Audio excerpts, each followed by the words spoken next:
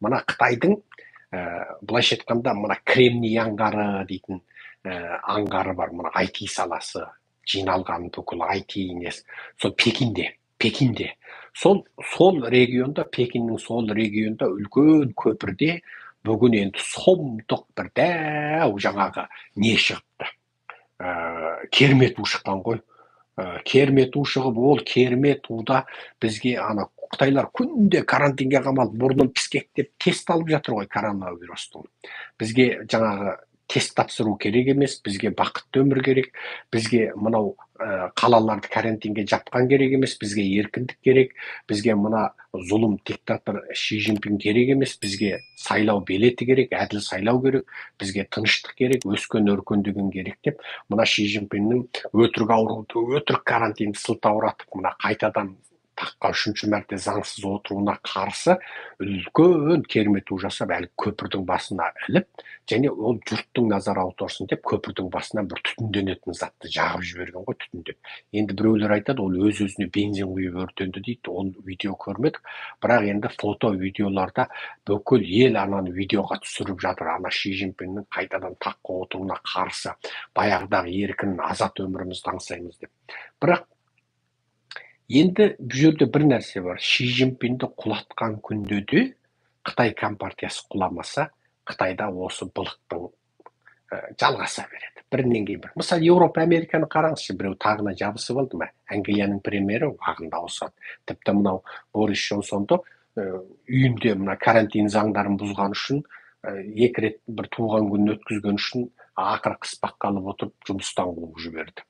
Американда міне президент уағында келеді. Бұрынғы президент тағынан кетпей тұрып, арнайы бәленше айдың бәленше күні активация болады, мекеме автоматты активация болып, адамдар жұмысын бастап, келесі келетін президенттің дайындығын бастайды міне.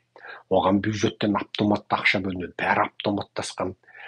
Келесі президент, мысалы, Трамп әлі тағында отыр, бірақ бәленше айдың бәленше күні келесі президенттің дайындық мекемесі деген мекемеге бюджеттен ақша автоматты бөлінеді, бәрі істеліп тұр. Мысалы, міне бүкіл дүние солай, Канадаң солай, мысалы Жапония, Оңтүстік Корея, Тайвань солай, тұтас Еуропа солай. Міне бізде таққа жабысып алатын міне советтік коммунистер. Мына Қытайың да сол совет компартиясының құрып берген Қытай компартиясы. Міне Путин диктатор отыр, міне сұмырай болып қаншып бүкіл халықты қырып жойып. Міне Назарбаев отырды 30 жыл. Не жаңалық көрдің, не жақсылық көрдің. Міне Назарбаев чаншып кеткен Тоқаев отыр, міне маймаң етіп. Енді аяқ астына мезгілсіз сайлау өткізіп, бүкіл халықты алдап. Не жақсылық көресіңдер? Бұрынғы көрген қалың сұмырай отыр, сол бұрынғы суайтың сол сайрап отыр, бұрынғы ұрғары қарақшың отыр, бұрынғы қарақшыларың сол миллиардерің отыр, Құлыбаев отыр ма? Отыр. Құлыбаевтың қатына Назарбаевтың қызы отыр ма? Отыр, е? Жаңа бір-екі өтірік сотталып отыр. Мәсімовті көргенің бар ма? Ешкім көрген жоқ. Телевизорға шықты ма? Жоқ. Сатып алтын өтіріктен көрсетіп қойды. Оның мүриттері шетелге барып сайрандап олар жүр, мысалы. Не өзгерді? Болат Назарбаевтың бір тиын ақшасын алып кеп халыққа қайтарылды ма? Бүкіл Алматының кедені, Жаркенттің, Қорғастың кедені, Алматының базарлары халыққа қайтты ма? Жоқ. Бүкіл Алматының көшесінде тегін көлік қоятын бір көлік тұрақ бар ма? Міне, сен Алматының көшесіне кірмесең де ай сайын ауылдың қазақтарына 6000 теңге айыппұл барып тұрады. Неге? Оның бәрі Болат Назарбаевқа түсіп отыр. Бүкіл ірі маркеттер Назарбаевтың әулетінде отыр. Назарбаевтың өзіне қылмыстық іс қозғалды ма? Қозғалған жоқ. Яғни ештеңе өзгерген жоқ. Осы диктаторлық жүйенің қорлығын көріп қалың қазақ отырсын міне. Міне, өзгерту, мына дүниені өзгерту, еркіндікке қол жеткізу әр халықтың өзінен басталады. Мына дүниені өзгерту үшін, шынайы еркіндікке жету үшін, құлдықтан құтылу үшін біздің Атажұрт партиясына мүше боласыз. Атажұрт партиясының телефонын біз бұдан бұрынғы видеоларда жарияладық. Атажұрт партиясының телефондарын жарияладық. Атажұрт партиясының үндеулері тұр, соның бәрінің астында телефондар тұр. Соған қалай мүше болам деп хабарлассаңыздар бәрін айтып береді. Сөйтіп, видео үндеуіңізді тастайсыз, жазбаша арызыңызды бересіз. Кешірім өтінем.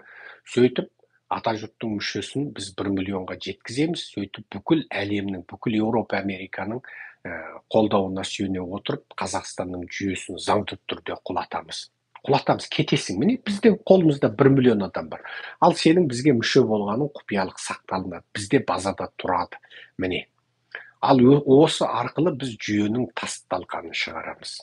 Сонда Тоқаев ешкім сайламаған, инаугурациясына ешкім қатыспаған, Назарбаев қойып кеткен, халық сайламаған президентті Біріккен Ұлттар ұйымы, Америка, Еуропаның өзі айтады, біз сені мойындамаймыз, тоқтат дейді. Ақшаларының бәрін мұздатқызамыз. Керек десең теңгеңді доллармен айырбасын тоқтатамыз. Бүкіл халықаралық қысымды саламыз. Бүкіл банктегі жаңағы ақшаларын мұздатып тастаймыз. Сонымен қыспаққа алып отырып, кетесіңдер, не халықаралық сотқа тартыласыңдар деп отырып, біз Қазақстанда парламенттік республикалық жүйе орнатамыз.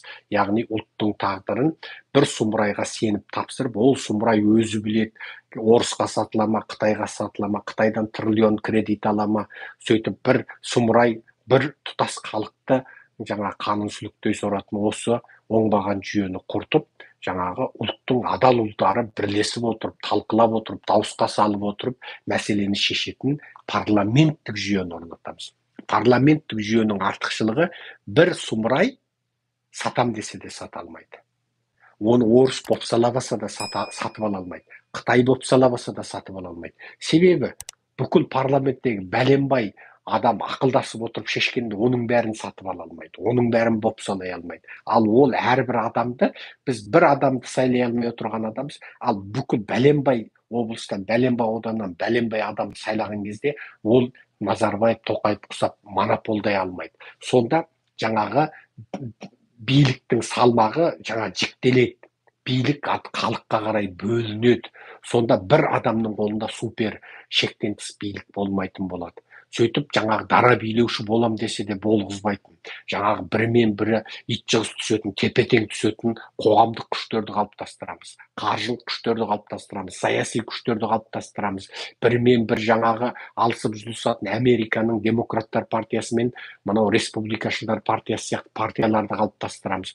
Сөйтіп саяси бізде институт қалыптасады, кәдімгі саяси өмір қалыптасады. Халық сөйтіп кәдімгідей саяси сауатты болып, өздерінің ұлттық, мемлекеттік, әлеуметтік мәселелерін жаңа ортақ дауысқа салу арқылы шешетін болады.